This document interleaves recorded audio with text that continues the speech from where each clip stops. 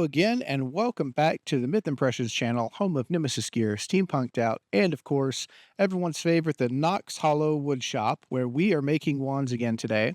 And I did go ahead and do another video of the Tigerwood wands, and that's what we're doing today.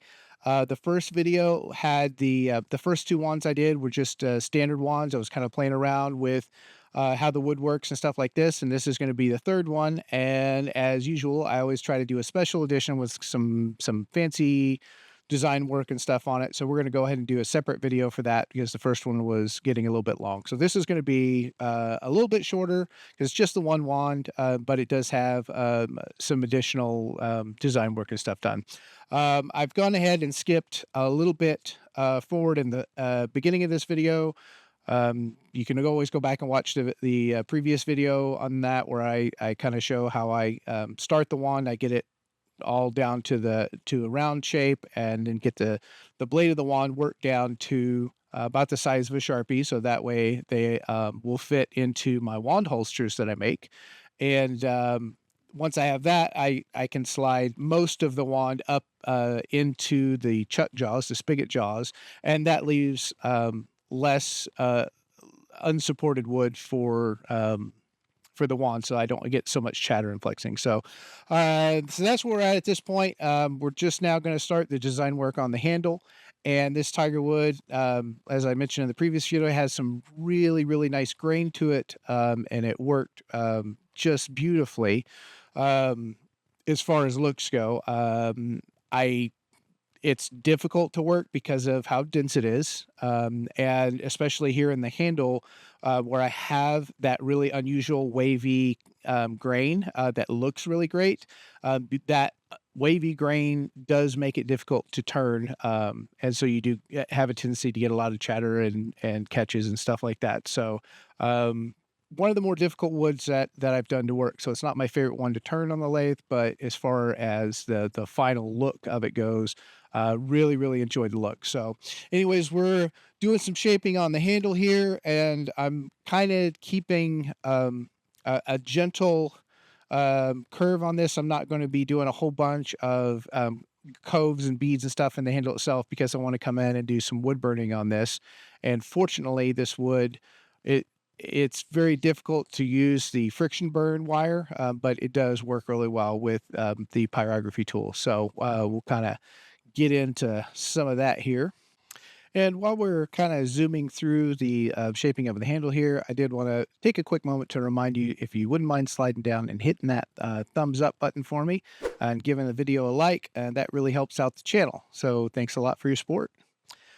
So now we're getting our general shape and stuff done. We're going to move into a bunch of sanding here. I'm going to take the first step is taking this up to about a 300 grit sanding, and then that way I can go in and put the wire friction burns on this here momentarily.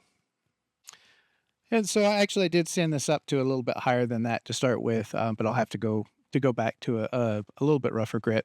So now that I've got the basic shape done, the sanding done, I'm going to go in. This is just a parting tool. I got it turned on its side, and I'm just putting a couple of little starter grooves in the places where I want to use the wire to friction burn. And as I said before, this wood is really strange when it comes to doing a friction burn. I have never had a wood be so resistant. It's just the oily, waxy nature of this wood. It's almost like it's self-lubricating. So it's really difficult, especially in the narrow diameter places, to actually get that wire to get enough friction to heat up to burn those lines in there. But for this particular one, especially since I'm going to be doing some spiral wood burning designs and stuff in this, and then also a little bit of the ebonizing fluid, it's always important to sever those grains in some way. And I find that I really like just the color contrast to that friction burn for that. And it's going to complement the wood burning of the pyrography tool as well. So anyways, we're going to do that friction burning, and then I got to go back and clean up the burn lines a little bit with some fine sandpaper, and then we'll part this off here. And this is always kind of a, you just never know when you part off the tenon on these. You never know exactly just how out of center it's going to be. So what I've done, but before I do that, I've got it almost ready to come off, but this is where I'm going to go ahead and do my spiral. And if you haven't watched my previous videos, I designed this little device on the 3D printer and printed it up. And what this allows me to do, it's an indexing wheel. It clamps onto that shaft there, and it's got holes, different numbers of holes on different circles there, and I can put a peg in. And by using that along with my straight edge here, I'm able to rotate it and get evenly spaced horizontal lines.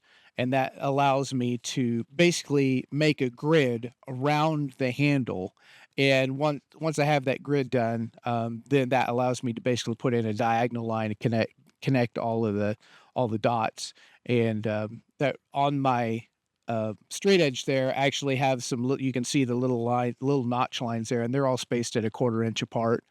So that makes it easy for me to go in and just kind of figure out where I want to put that grid and line those up. So that's what I've done here. I've gridded this out, and then now I'm just going to go in and pencil in where I want all of my spirals and stuff to be. And so once I've got all the spirals kind of basically drawn out where I want them, then we'll get the pyrography, the wood burning tool out, and we'll start burning those in. So also, if you guys want to see some more videos and you want to know when I post new ones, I actually have several. I have a total of 8 woods, 7 different woods beyond the Tigerwood, including a couple of really hard to find. I was able to source some holly and some ebony. So if you want to see those when they come out, then go ahead and slide down there to the subscribe button and ring that bell. And that way you'll get notified in your notifications when I post a new video, and you'll be able to see those. I'm going to have several coming up over the next few weeks as I edit the footage and stuff, and hopefully you'll get a chance to see some really cool woods. So appreciate the support. Unfortunately, one of the good things about this is, unlike the friction burning, having the pyrography tool actually works really well on this. It's the wood does burn nicely if you already have the heat. It just doesn't work really well with generating the friction because it just self lubricates that wire while it's spinning. So, anyways, we'll go in and I'm going to trace out all of the spiral lines and stuff I've done on this, and get those lines burned into that, and then we'll clean that up, and we'll be doing some ebonizing this as well. So also, if you guys want to join the channel and become a paid member supporter for as little as $1 a month, you can get perks and stuff. I do have a Discord channel already set up, and once we get enough people, I'm going to be opening that up to everybody. I'm working on getting fiber optic set up here at the workshop, and that way we'll even be able to do some live streams and some Q&As. You can watch me work, and we'll be doing all kinds of cool stuff coming up. So that helps to support the channel to do those types of things, as well as getting new woods to try out and stuff. So anyways, now that this is done, we're gonna do our cleanup on this, and we've got our sanding and stuff pretty up to around 600 grit or so with this wood because of the density. I'm doing this ebonizing fluid, and it doesn't penetrate super deeply. So one of the important things to do for this is I already polished it up to a 500-600 grit polish, and then that way, after I do the ebonizing, I can start with a finer grit because it doesn't raise the grain quite as much, and that allows me to not have to worry about taking off too much of the color. So we're gonna do our final polish on this here. And once I've got the polishing stuff done, I'm going to pull this out and give you a quick look at what it looks like, just the handle and stuff. And then I'm going to go and put the taper on this blade and finish ebonizing the shaft as well. And you can kind of see how that turned out. It looked pretty nicely, and turned out pretty, really well. I'm going to put some oil on there so that you can kind of get an idea what the color is going to look like here. And this is the final step before I put the wax finish on it, and I will pull up a final photo of that now. And as you can see, this really did turn out nicely. The ebonizing is just kind of a subtle darkening, and it really does kind of bring out some of that grain. But just with a simple oil and wax finish, like I said, Tigerwood is probably at the up close to the top of my list on my favorite woods as far as looking at. Anyways, I hope you enjoyed the video and seeing how this was made. Make sure that if you have questions, leave them in the comments. I do try to answer those, and we appreciate you watching, and we will catch y'all on the next video. Thanks.